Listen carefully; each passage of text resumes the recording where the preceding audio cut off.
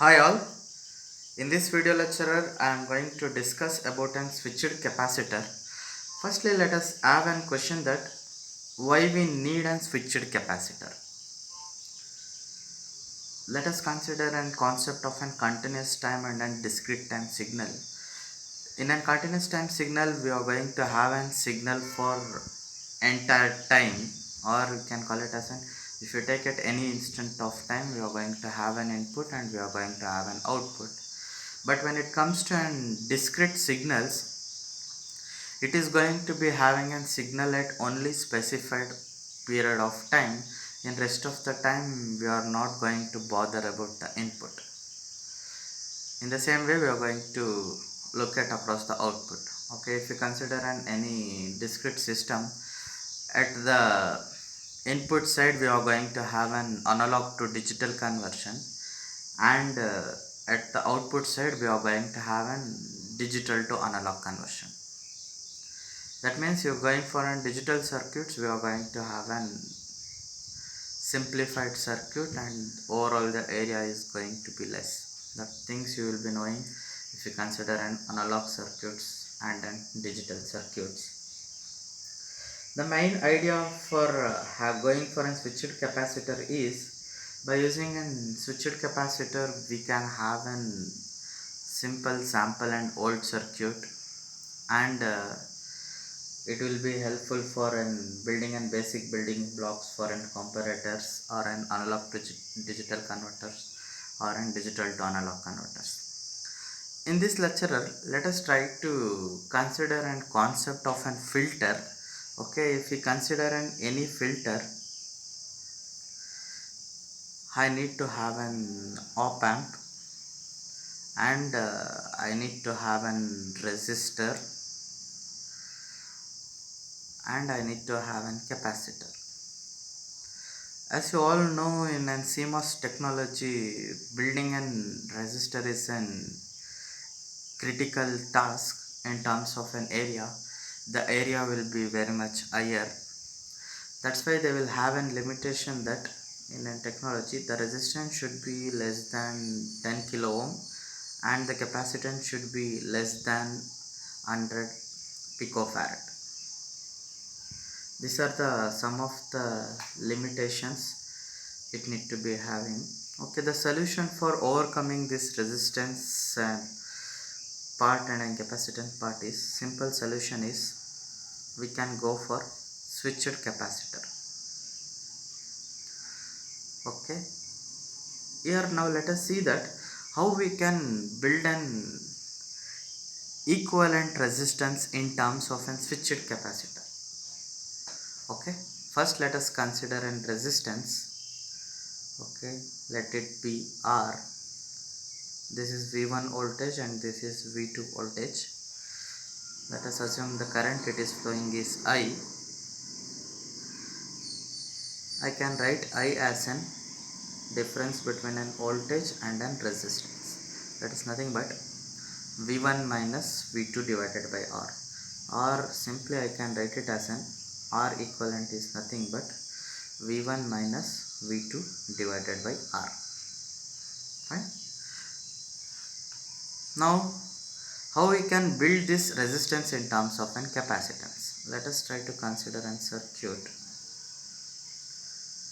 Okay, I will consider this as an MOSFET M1. Let us have a capacitor C. Then I will have an Psi 2. This one I will consider as an V2. This one I will consider as an V1. What is this Psi 1 and Psi 2? Psi 1 and Psi 2 are an clock pulses with an opposite phase. Okay, I will write the signal.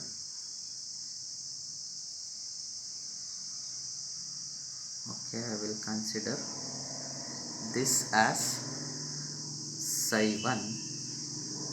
Consider this as an Psi 2. Okay, you can see opposite phases.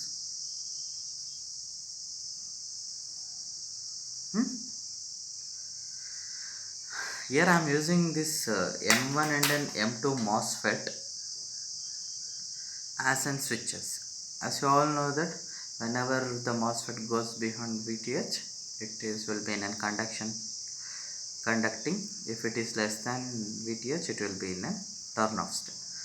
Now let us try to consider a time instant. I will consider this as an T1 and I will consider this as an T2, and I will consider this time period as an T clock.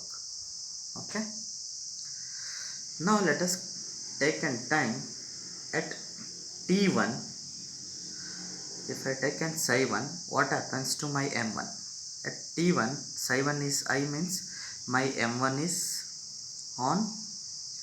Due to this on, what happens to my capacitor? Capacitance charges to V1 through M1 transistor.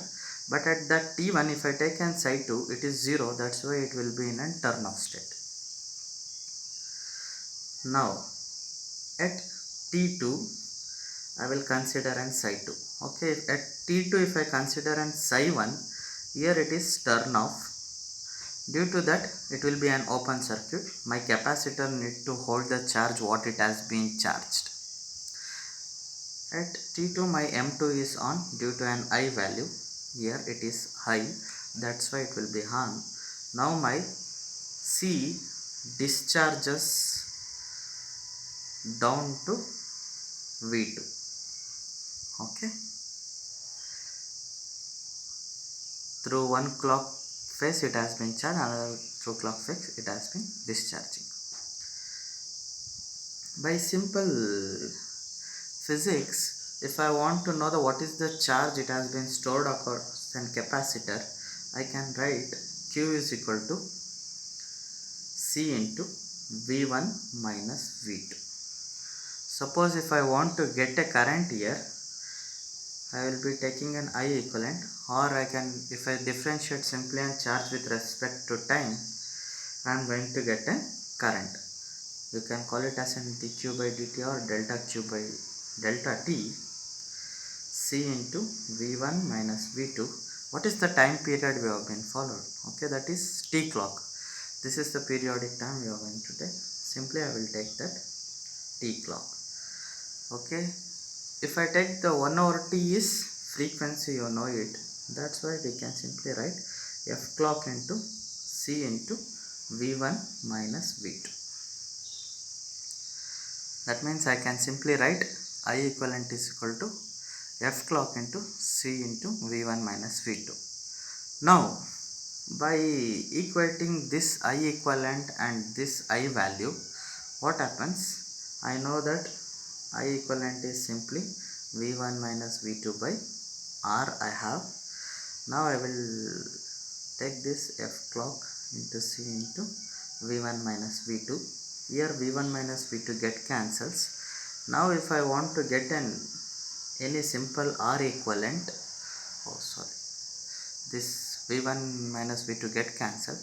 If I want to get an R equivalent, simply I can write 1 divided by F clock into C.